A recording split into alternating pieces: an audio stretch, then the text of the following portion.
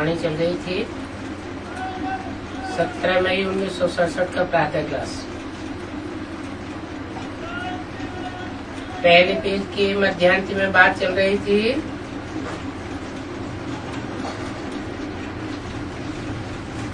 बाप आए हैं, वो हमको कहाँ ले जाएंगे, वो भी तुम्हारी बुद्धि में है। ऐसे नहीं कि तुम्हारे में भी सब बाप और रचना को जानते हैं।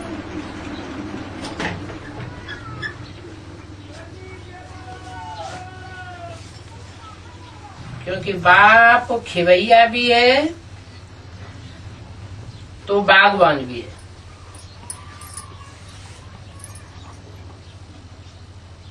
कांटों के जंगल को बदल करके फूलों का बगीचा लगाते हैं। कांटे दुखदाई होते हैं, फूल सुखदाई होते हैं। कांटों के जंगल में आग लगती है और फूलों के बगीचे में आग नहीं लगती। क्यों नहीं आग लगती?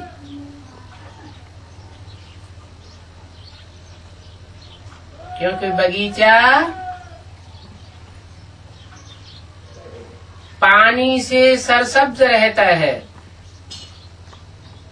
यह है ज्ञान जल की बात। जिनकी बुद्धि ज्ञान जल से सींची हुई है उनको आग नहीं लगती। स्थूल दुनिया की भी आग नहीं लगेगी तो काम विकार की आग से भी बच जाएंगे।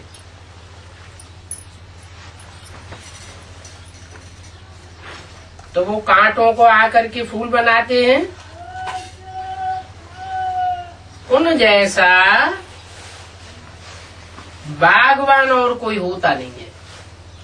किन जैसा? उन जैसा। किसके तन में बोला? किसके तन में प्रवेश होकर किसने बोला?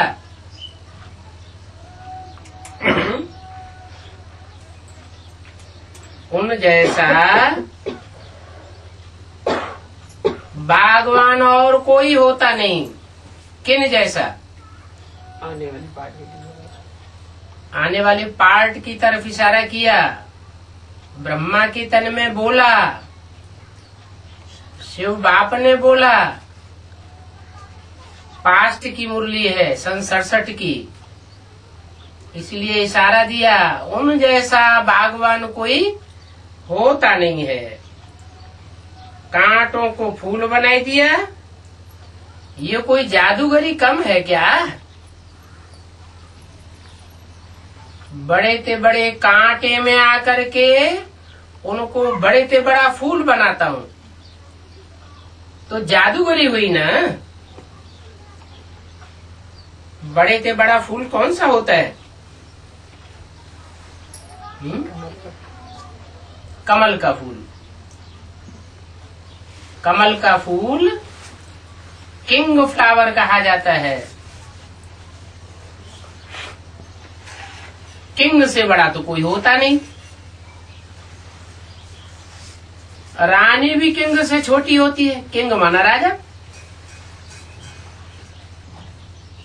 तो कमल का फूल आकर के बनाते हैं। कौड़ी वर्थ आत्मा को हीरे वर्थ बनाते हैं। क्या? जिस आत्मा की दुनिया में एक कौड़ी की भी कीमत नहीं रहती, कोई उसको पूछने वाला नहीं, ऐसी आत्मा को भी मैं आकर के हीरे के समान बेशकीमती बना देता हूं। आजकल जादूगरी बहुत निकली हुई है। वो है ठगी की दुनिया। पैसा ठगने की जादूगरी दिखाते हैं। और बाप तो है सदगुरु। सत माना सच्चा गुरु। कहते भी हैं सदगुरु अकाल मूर्त, माना कैसा सदगुरु? अकाल, जिसको कोई काल खा नहीं सकता, और अमूर्त,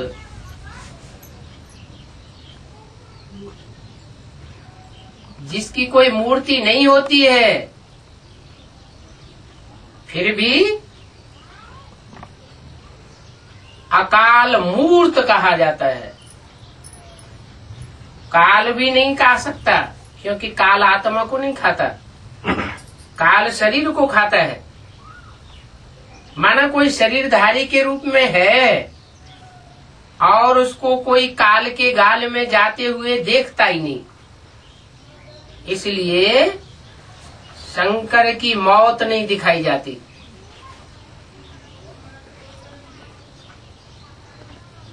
और वो मूर्तिमान भी है। मूर्ति अर्थात साकार, अमूर्त अर्थात आकारी, जिसकी मूर्ति न हो, तो वो अकाल मूर्त कहा जाता है, जिसको काल भी कोई नहीं खा सकता और उसकी मूर्ति भी होती है, माने साकार होता है। बहुत धुन लगा करके कहते हैं। कौन? सिख लोग। सदगुरु अकाल मूर्त लगाते हैं ना। अब जबकि खुद कहते हैं सदगुरु एक है, एक ओंकार सदगुरु अकाल मूर्त, सर्व का सदगति दाता एक है, तो फिर अपन को गुरु क्यों कहते हैं? जब गुरु है ही एक, तो अनेक गुरु कहां से आ गए? न वो समझते हैं, न ही चेले समझते हैं। इस पुरानी दुनिया में रखा ही क्या है? बच्चों को जब पता होता है कि बाप नया मकान बना रहे हैं, तो कौन मूर्ख होगा जो नए घर से नफरत और पुराने घर से प्रीति रखेगा? ये दुनिया भी पुराना मकान हो गया है। बाप आए हैं पुराने मकान को गिरा करके नई दुनिया बनाने के लिए। अब नया मकान तैयार हो रहा है, ब्राह्मणों का नया संगठन तैयार हो रहा है। पुरानी दुनिया का विनाश और नई दुनिया की पालना होने वाली है। तो कौन सी दुनिया में ममत्व रखना चाहिए? जो नई दुनिया सामने खड़ी है उसमें ममत्व रखना चाहिए, और जो पुरानी दुनिया खलास होने वाली है उससे बुद्धियोग टूट जाना चाहिए। कौन सी पुरानी दुनिया और कौन सी नई दुनिया?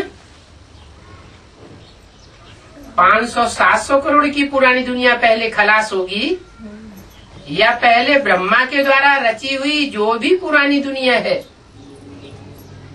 वो खलास होगी? कांटों का जंगल खलास होता है और फूलों का बगीचा तैयार होता है। तो बाप फूलों का बगीचा तैयार कर रहे हैं।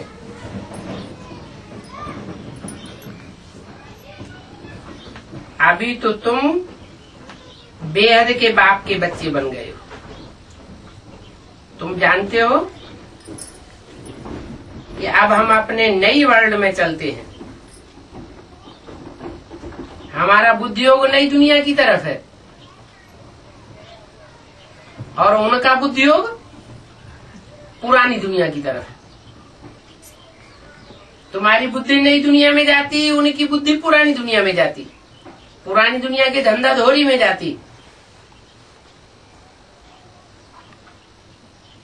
शास्त्रों में न्यू वर्ल्ड का देखो कितना नाम है। अंग्रेज लोग कहते हैं पैराडाइज, हिंदू लोग कहते हैं स्वर्ग है, बैकुंठ है, मुसलमान लोग कहते हैं जन्नत है। सतयुग हेवन, पैराडाइज, कृष्णपुरी, विष्णुपुरी, बैकुंठ, कितने नाम दे दिए।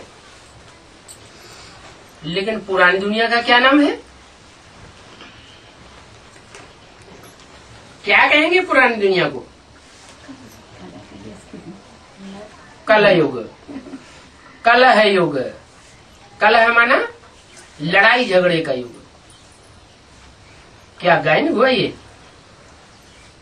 कोई गायन नहीं है। यहाँ तो दुख ही दुख है। इनका नाम ही हेल, वो हेवन और ये हेल। हेल माना भाड़, भाड़ जिसमें आग ही आग जलती है। कांटों का जंगल बन गया है, रौरव नरक है।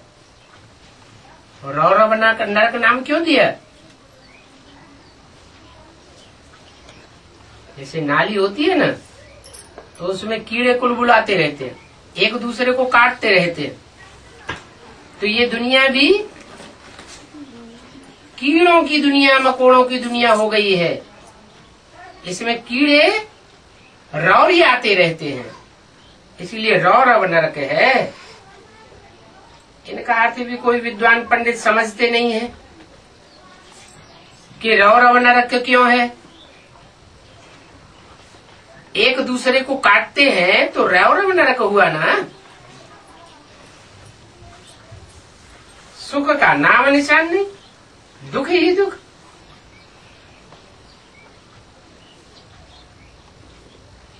पंडित लोग, विद्वान आचार्य इन बातों को समझते नहीं है, पत्थर बुद्धि है ना। भारत का ही देखो क्या हाल हो गया है। बाप कहते हैं सब पत्थर बुद्धि है। सतयुग में सब है पारस बुद्धि, यथा राजा रानी तथा प्रजा। और यहाँ इस दुनिया में सब है पत्थर बुद्धि। यहाँ तो है ही प्रजा के ऊपर प्रजा का राज्य। क्या? प्रजा के ऊपर प्रजा का राज्य ये कौन स्थापन करता है? मैं तो प्रजा के ऊपर प्रजा का राज्य स्थापन नहीं करता। मैं तो राजयोग सिखाता हूँ और राजाई की दुनिया स्थापन करता हूँ, जहाँ राजाओं का राज्य होता है। प्रजा राज्य मैं स्थापन नहीं करता, फिर कौन स्थापन करता है? प्रजा के ऊपर प्रजा का राज्य माना पंचायती राज्य, 5 पंचों का राज्य। एक राजा नहीं होता है, अनेक राजाएं। जो कुर्सी पर बैठा वो ही राजा बन के बैठ जाता है।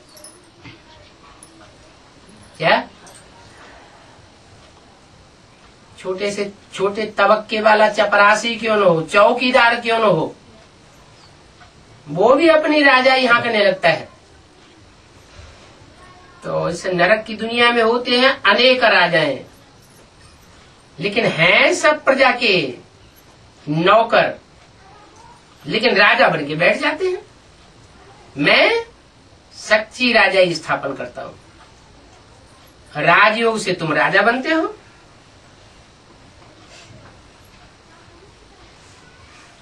जो जो राजा बनते हैं उनके अपने अपने स्टाम्प बनते जाते हैं। कितने स्टाम्प बन जाते हैं। विलायत में सिर्फ राजा रानी का स्टाम्प बनाते हैं और कोई का स्टाम्प बनाते ही नहीं। अभी सिर्फ रानी का बनाते हैं। विलायत में पहले राजा रानी दोनों का स्टाम्प बनाते थे, अभी सिर्फ रानी का स्टाम्प बनाते हैं। क्यों? विलायत का मिसाल क्यों दिया? विलायत में किसका राज्य है? कौन से धर्म का राज्य है? क्रिश्चियंस का राज्य है। क्रिश्चियंस का मिसाल दिया कि वहां पहले राजा रानी का राज्य होता था और बाद में सिर्फ रानी का ही स्टाम्प बनाते हैं, राजा का स्टाम्प भी उड़ाई दिया। इसका फाउंडेशन कहाँ पड़ता है? यहाँ ब्राह्मणों की संगम की दुनिया में भी कृष्ण और क्राइस्ट की राशि मिलाते। जो कृष्ण है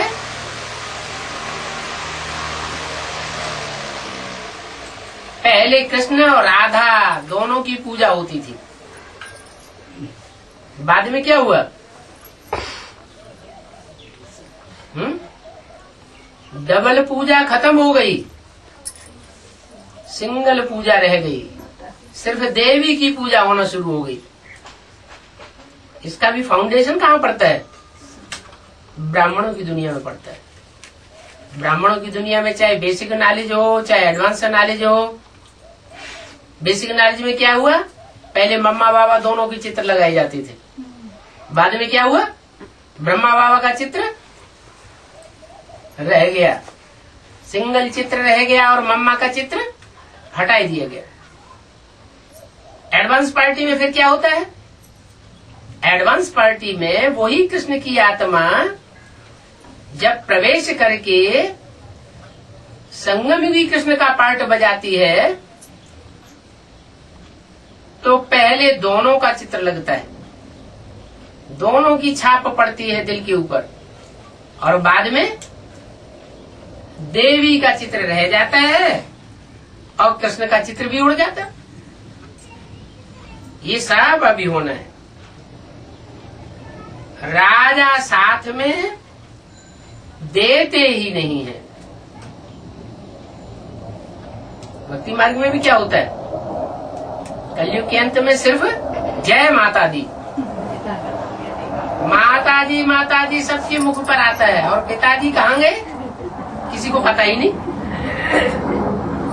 17 मई 1967 की वाणी का दूसरा पेज। क्योंकि जो राजा है क्रिश्चियंस में वो प्रजा घराने का था और रानी राज परिवार की थी, इसलिए राजा का नाम और स्टाम्प उड़ाई दिया और रानी का स्टाम्प रह गया। यहाँ इसकी शूटिंग होती है, वो है प्रजा घराने का। प्रजा घराने की जो भांति है रानी, उसकी दिल लग गई होगी किससे? जो राज परिवार की रानी राजकुमारी है उसकी दिल लग गई होगी प्रजा घराने के किसी व्यक्ति से, उनसे दिल लग गई तो शादी कर ली। इसलिए उनको राजा थोड़े ही कहेंगे। किनको? जिससे दिल लग गई उसे राजा थोड़े ही कहेंगे। तो तुम बच्चों की बुद्धि में ये रहना चाहिए क्या कि इन बातों का फाउंडेशन यहाँ पड़ता है। कैसे? जो नर से नारायण बनता है, संगम भी कृष्ण बनता है, वो राजघराने से आता है या गरीब प्रजा से आता है? कहाँ से आता है? गरीब प्रजा से आता है। मैं गरीबों को ही आकर के विश्व की बादशाही देता हूँ। और राधा कहाँ से आती है? चंद्रवंश से आती है। आज की दुनिया में राज्य किसका है? सूर्यवंशियों का राज्य है या चंद्रवंशियों का राज्य है? सारी दुनिया चंद्रवंशियों की बन जाती है। सूर्य ज्ञान की रोशनी वाला है, और चंद्रमा के पास अपनी ज्ञान की रोशनी नहीं होती। वो रोशनी कहाँ से लेता है? सूर्य से लेता है। लेकिन कलयुग के अंत में वो सब चंद्रवंशी जो चंद्रमा की गोद में पलते हैं वो ही राजा बनते हैं। चाहे इस्लामी हो, चाहे बौद्धी हो, चाहे क्रिश्चियन हो, चाहे कोई भी वंश के हो, उन सब का राज्य इस नरक की दुनिया में होता है। उस वंश में से होती है राधा, वो राज्य परिवार की, वो प्रजा घराने का। इसलिए नारायण को क्या कहते हैं? नर नारायण। कैसा नारायण? नर नारायण। राम राजा, राम प्रजा, राम साहूकार। वो आत्मा हर युग के अंत में साधारण बन जाती है। तो बोला उनसे दिल लग गई तो शादी कर ली। तो तुम बच्चों की बुद्धि में ये है कि ऊंचते ऊंच तो बाप ही है। वो ऊंचते ऊंच बाप जब आते हैं तो ऊंचते ऊंच बनाते हैं, नीचते क्या बनाते हैं? ऊंच बनाए देते हैं। फिर सेकंड नंबर में ऊंचते ऊंच कौन होता है? बाप है ऊंचते ऊंच। ऊंच और नीच परमधाम में होते हैं या इस दुनिया में होते हैं? इस दुनिया में ऊंच और नीच होते हैं। बाप इस दुनिया में आता है तो ऊंचते ऊंच बाप के रूप में प्रत्यक्ष होता है। फिर ऊंचते ऊंच कौन है? ब्रह्मा विष्णु शंकर कहते हैं। परंतु ब्रह्मा विष्णु शंकर की तो कोई ऊंचाई होती नहीं, वो तो सूक्ष्म वतनवासी। सूक्ष्म वतन में ऊंच नीच की बात होती है क्या? वहां भी ऊंच नीच की बात नहीं। ऊंचाई जिसकी होती है उसकी फिर नीचाई भी होती है। शंकर का कुछ भी नहीं है। वास्तव में ऊंचते ऊंच भगवान है, उनका तो गायन है, ऊंचते ऊंच करतार।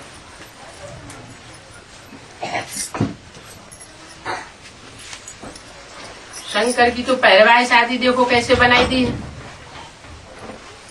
कहते हैं भांग पीते थे, धतूरा खाते थे।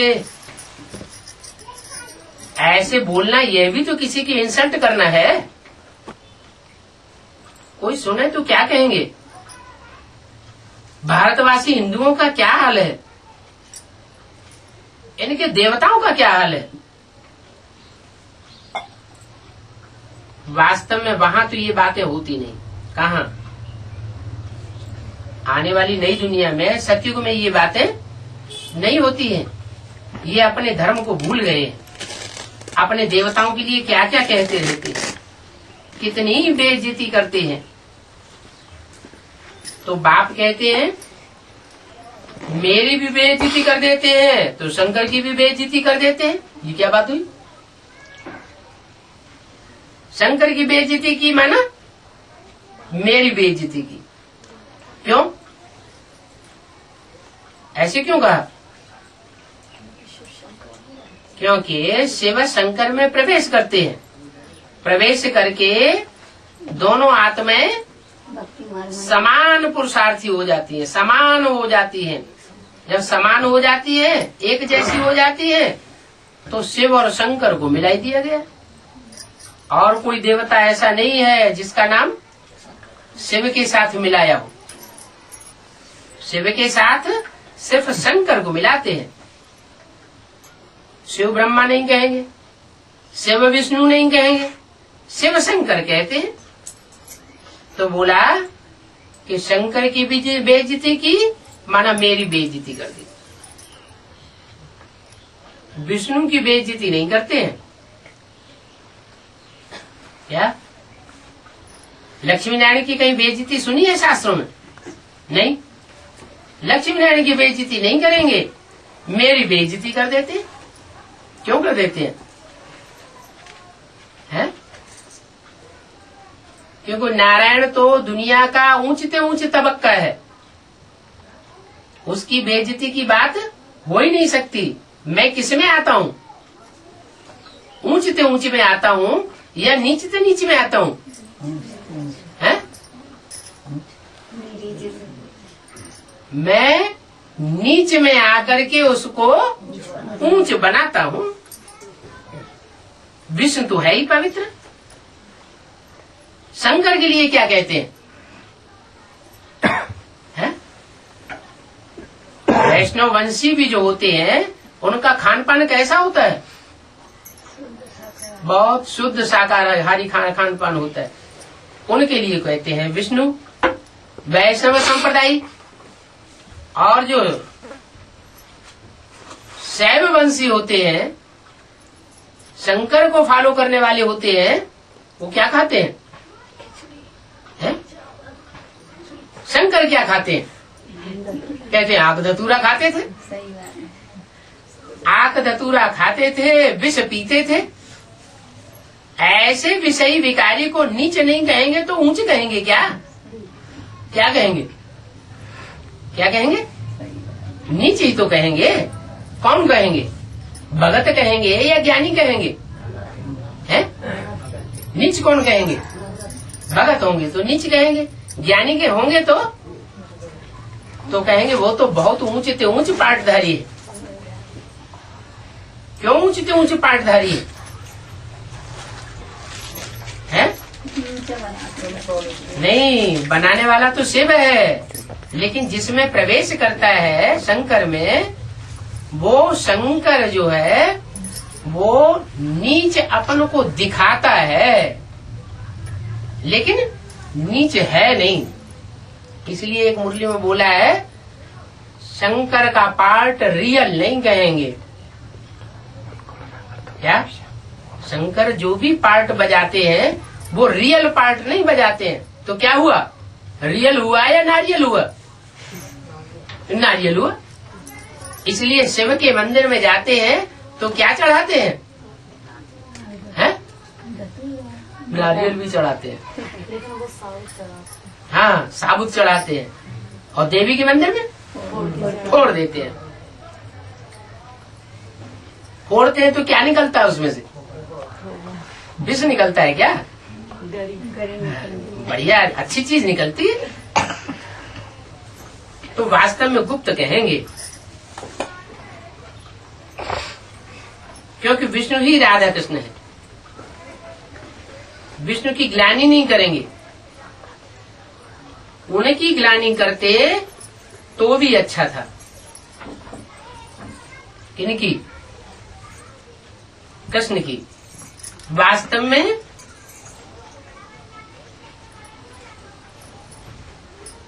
छोटा बच्चा तो महात्मा से भी ऊंचा गाया जाता है। वो तो पाप आदि करके पीछे सन्यासी बनते हैं। वो छोटा बच्चा है, पवित्र, पाप आदि को जानते ही नहीं है। तो ऊंचे से ऊंचे शिव बाबा, फिर ब्रह्मा, विष्णु, शंकर, उनको तो गालियां ही दे देते हैं। ये भी विचारों को पता नहीं है कि प्रजापिता ब्रह्मा कहाँ होना चाहिए। कौन विचारों को पता नहीं है? बीके वालों को यही पता नहीं है कि प्रजापिता ब्रह्मा कहाँ होना चाहिए। वो कहाँ बता देते हैं? वो बता देते हैं सूक्ष्म बतन में। लेकिन मुरली क्या कहती है? प्रजापिता ब्रह्मा को तो शरीरधारी दिखाते हैं। सूक्ष्म बतन में शरीर कहाँ से आया? अजमेर में उनको मंदिर भी है। ब्रह्मा को दाढ़ी मूछ भी देते हैं। विष्णु और शंकर की तो क्लीन शेव दिखाई है। दाढ़ी मूछ किसको देते हैं? ब्रह्मा प्रजापिता को दाढ़ी मूछ देखते हैं। शंकर को, विष्णु को दाढ़ी मूछ नहीं देंगे। कहीं कहीं शंकर को भी दाढ़ी मूछ दिखाई दी है, लेकिन विष्णु को सदैव क्लीन शेव दिखाते हैं। तो ये इस समय की बात है कि प्रजापिता ब्रह्मा सूक्ष्म बतन में कैसे होगा? कैसे होगा? पूछा है तो जवाब भी तो चाहिए। सूक्ष्म बतन में इस तरह होगा कि वो मन बुद्धि से इस साकार दुनिया का वासी नहीं रहता, बाप की याद में रहता है, माना इस दुनिया की स्थिति से परे की स्टेज में रहते हैं। तो तो यहाँ ही होना चाहिए ना प्रजापिता ब्रह्मा। वहां सूक्ष्म मतन में प्रजापिता ब्रह्मा कहाँ से आया? इस समय ब्रह्मा की कितनी संतानें हैं? लिखा हुआ है प्रजापिता ब्रह्मा कुमार कुमारियां इतने ढेर हैं, तो जरूर प्रजापिता ब्रह्मा भी होगा। क्या जब लिख देते हैं प्रजापिता ब्रह्मा कुमारी ईश्वरीय विश्वविद्यालय, तो उनका बाप भी चाहिए या नहीं चाहिए? सिर्फ अम्मा से ही बच्चे पैदा हो जाएंगे क्या? चैतन्य में है तो जरूर कुछ न कुछ करते भी होंगे। क्या ऐसे नहीं जैसे मुरली में बोल दिया शंकर क्या करता है? कुछ भी नहीं बोलते हैं ना। अरे कुछ करता नहीं है तो विश्व की बादशाही कैसे ले लेता है? क्या करता है जो विश्व की बादशाही ले लेता है? योग बल से विश्व की बादशाही गाई हुई है, धारणा के बल से, ज्ञान बल से, पवित्रता के बल से विश्व की बादशाही ऐसे गायन नहीं है। क्या गायन है? योग बल से विश्व की बादशाही। तो क्या करता है? योगी राज कहा जाता है, योगियों का राजा कहा जाता है। बाकी योग लगाने के लिए कुछ कर्मेंद्रियों से करने आदि की दरकार नहीं है। इसलिए बोला कि शंकर क्या करता है? वो तो कर्मेंद्रियों से कुछ करता नहीं है, याद में रहता है। याद करना कोई एक्ट थोड़े ही है। ये नई नई बातें हैं, परंतु पता किसी को भी नहीं है।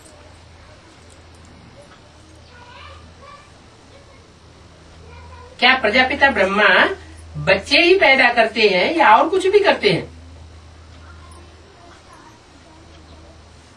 बल आदि देवी सरस्वती आदि देव ब्रह्मा कहते हैं, परंतु पता तो किसी को भी नहीं है कि क्या है। रचयिता है तो जरूर यहाँ होकर के गया होगा। रचना और रचयिता की बात कहाँ की है? इस सृष्टि में ही रचना रची जाती है। रचना रचने वाला रचयिता बाप भी इस सृष्टि पर होते हैं। जरूर ब्रह्मा को शिव बाबा ने अडॉप्ट किया होगा।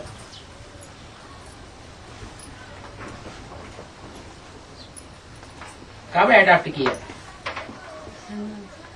कब? संगम में भी कब? आदि में, मध्य में, अंत में कब अडॉप्ट किया? ब्रह्मा उनको साक्षात्कार हुए, साक्षात्कारों का अर्थ उनको किसी ने नहीं बताया, गुरु ने नहीं बताया, वाराणसी के पंडितों ने नहीं बताया, तो कहाँ जाके शरण ली?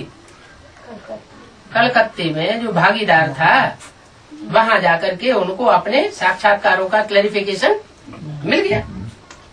तो जरूर शिव बाबा ने अडॉप्ट किया होगा, नहीं तो ब्रह्मा कहाँ से आवे? साक्षात्कारों का रहस्य क्या बताया कि सफेद पोष का साक्षात्कार हुआ, इससे साबित होता है कि तुम ब्रह्मा बनने वाले हो। विष्णु का साक्षात्कार हुआ, कृष्ण का साक्षात्कार हुआ, इससे साबित होता है कि तुम कृष्ण के रूप में जन्म लेने वाले हो अगले जन्म में। स्वर्ग का साक्षात्कार हुआ, माना नई स्वर्ग की दुनिया आने वाली है। विनाश का साक्षात्कार हुआ, माना दुनिया का विनाश होने वाला है।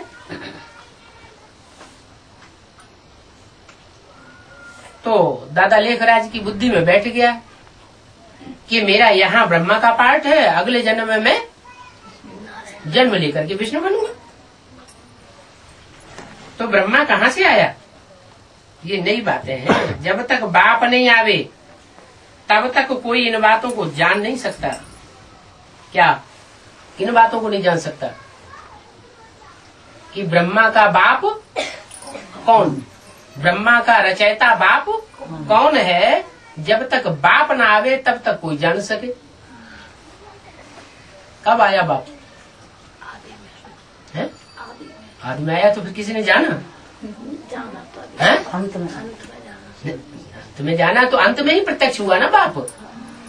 आदि में आया लेकिन आदि में तो बीजारोपण करने आया, बीजारोपण करने आया, वो तो किसी को पता ही नहीं चलता। बच्चे क्या जाने किसने बीजारोपण किया। तो बाप जब बाप के रूप में खुद ही आते हैं, सन 76 मनाया भी जाता है बाप का प्रत्यक्षता वर्ष। तो सन 76 में बाप की प्रत्यक्षता होती है, तो बाप खुद ही आकर बताते हैं कि ब्रह्मा का बाप कौन, ब्रह्मा का रचयिता कौन।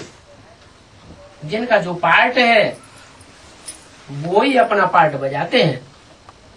क्या भगवान का पार्ट क्या है? भगवान बाप का पार्ट है ज्ञान सुनाने का। तो बाप के सिवाय और कोई ज्ञान बता न सके। ज्ञान माने क्या? जानकारी। काहे की जानकारी? सच्चाई की जानकारी। वो सच्चाई सिवाय बाप को कोई बता ही नहीं सकता। ये मेरा ही पार्ट है। बुद्ध ने क्या पार्ट बजाया? किसी को पता भी नहीं है। कब आया, क्या करके किया, कोई नहीं जानते। तुम तो अभी जानते हो कि बुद्ध ने आकर के क्या किया। वो बुद्ध क्या गुरु है? दूसरे को थोड़े ही कहेंगे कि तुम पढ़ाओ, और कोई के पास ये नॉलेज है ही नहीं। वेद का बाप ही ज्ञान का सागर है, उनकी ही महिमा गाई जाती है कि पवित्रता का सागर, सुख का सागर, और कोई को तुम ज्ञान का सागर नहीं कहोगे।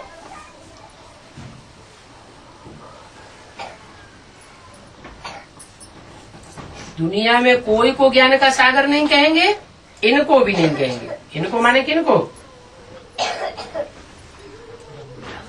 ब्रह्मा को भी नहीं कहेंगे। ये भी ज्ञान का सागर नहीं है।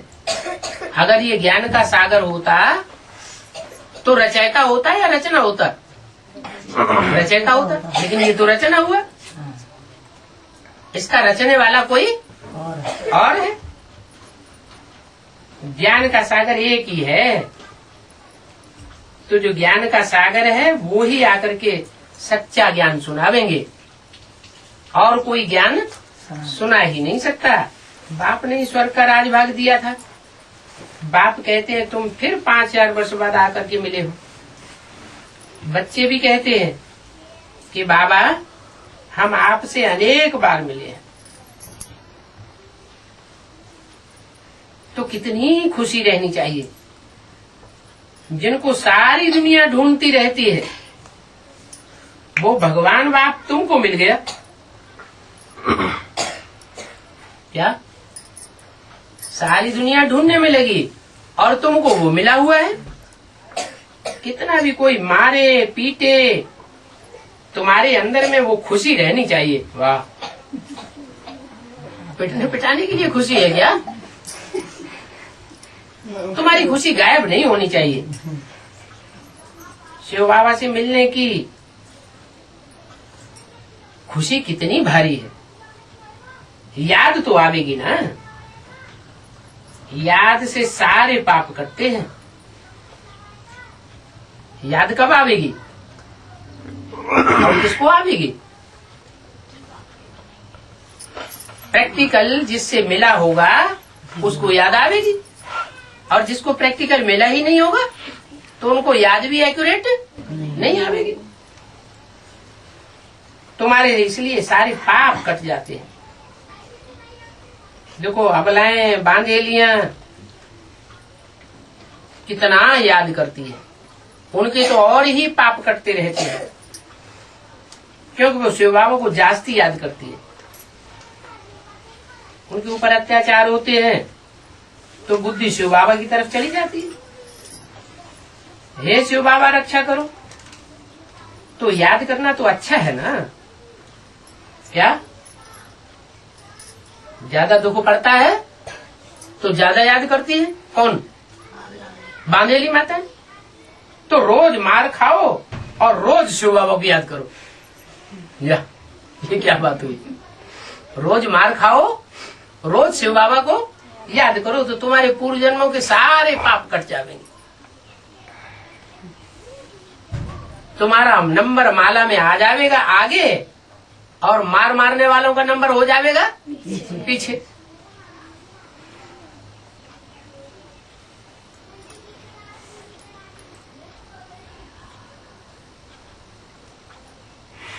कहते भी है गंगा जल मुख में हो, गंगा का तट हो, तब प्राण तर से निकले। जब माल मिलती है तो मुख में गंगा जल आ जाता है। क्या ज्ञान सारा बुद्धि में टपकने लगता है। ज्ञान मिलता है ना, मार मिलती है तो तुमको अलफ और बे याद आ जाता है। अलफ कौन है? हैं? अलफ, बे और नुक्ता, ये उर्दू के मुख्य अक्षर हैं। अलफ खड़ा डंडा, बे पड़ा डंडा और नुक्ता माने बिंदी। तो कौन है बिंदी, कौन है अलफ और कौन है बे? बिंदी है शिव, वो तो नुक्ता हो गया। और अलफ जो अंत तक खड़ा रहे,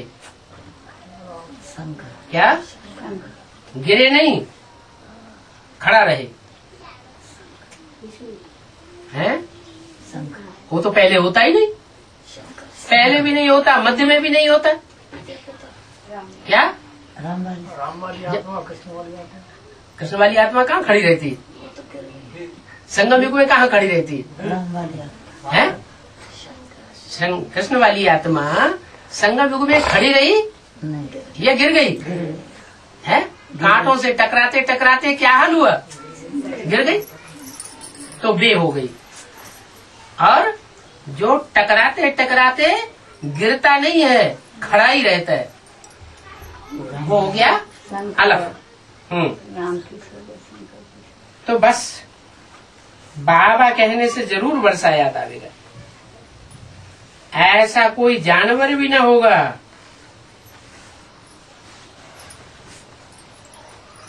जो अपनी माता पिता को न जानता हो। जानवर भी अपने माँ बाप को जान लेते हैं। तो बाबा कहने से वर्षा याद आना चाहिए। अच्छा, ओम शांति।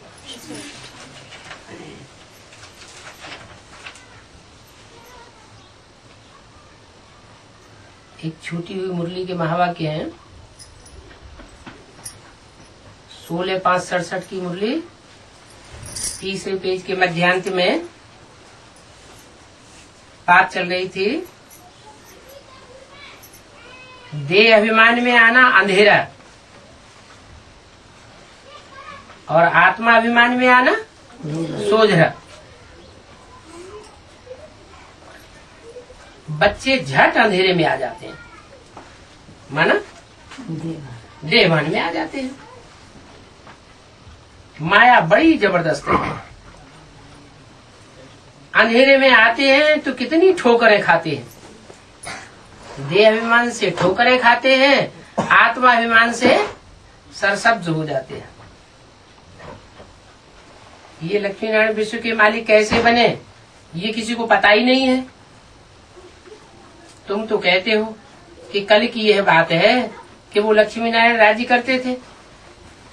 मनुष्य तो लाखों वर्ष कह देते। माया ने मनुष्यों को एकदम पत्थर बुद्धि बनाई दी है। अभी तुम पत्थर बुद्धि से पारस बुद्धि बनते हो। पारसनाथ का मंदिर भी होता है, परंतु वो कौन है ये कोई जानते नहीं है कि पारस बनाने वाला कौन है। मनुष्य तो बिल्कुल ही अंधेरे में है। अभी बाप कितनी अच्छी अच्छी बातें समझाते हैं, फिर तो बाकी हर एक की बुद्धि के ऊपर है। पढ़ाने वाला तो एक ही है, अपनी अपनी बुद्धि के अनुसार सब पढ़ते भी हैं। पढ़ने वाले ढेर होते जाएंगे, गली गली में तुम्हारा स्कूल हो जाएगा। क्या? एक मुरली में बोला लाखों की तादाद में तुम्हारे विद्यालय खुल जाएंगे। अभी तो कम है, लाखों करोड़ों की तादाद में मुरलियां छपने लग पड़ेंगी। अभी कितनी तादाद में छपती है? बेसिक नॉलेज में ही कितनी तादाद में छपती है? हजारों की तादाद। फिर क्या होगा? लाखों की तादाद में मुरलियां छपने लग पड़ेंगी और हर गली में तुम्हारा स्कूल होगा। अभी इंडिया में तो गांव गांव में है, लेकिन सारी दुनिया में तो नहीं है। जब गली गली में तुम्हारा स्कूल हो जाएगा तो गेट वे टू हेवन बन जाएगा। मनुष्य एक भी नहीं जानते, समझते ही नहीं कि हम नरक में हैं।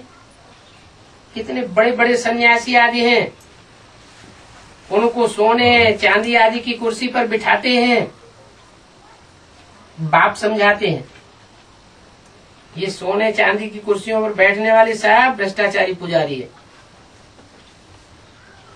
क्या?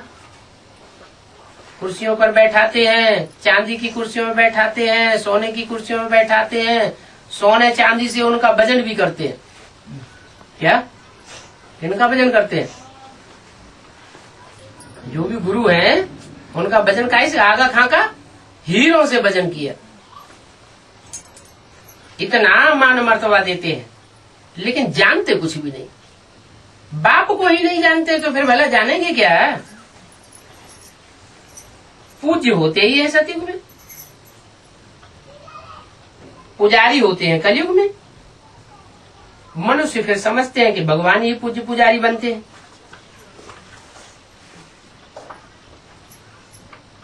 कहते हैं हे भगवान आप ही ये सब खेल करते हो, आप ही पुजारी बनते हो, आप ही पूज्य बनते हो,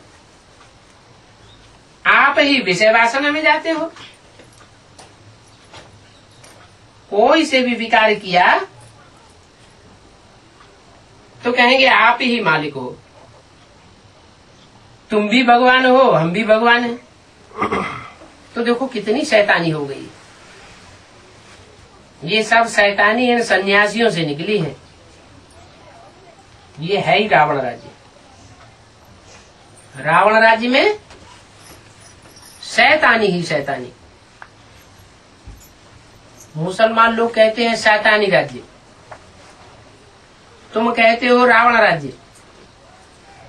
शैतान और उसके मुकाबले भगवान। एक तरफ शैतान, दूसरी तरफ भगवान। एक तरफ रावण, दूसरी तरफ राम। एक तरफ कौरव, दूसरी तरफ पांडव। एक तरफ देवता, दूसरी तरफ दानव। है ये कहाँ की बातें? ये संगम युग की बातें हैं। ये कोई अलग अलग लड़ाइयां नहीं हुई हैं कि सतयुग में देवासुर संग्राम हुआ हो, त्रेता में राम रावण युद्ध हुआ हो, द्वापर में कौरव पांडवों का युद्ध हुआ हो। ऐसी कोई बात नहीं। फिर क्या बात है? अलग अलग युगों में क्यों डाल दिए ये युद्ध? ये शूटिंग की यादगार है।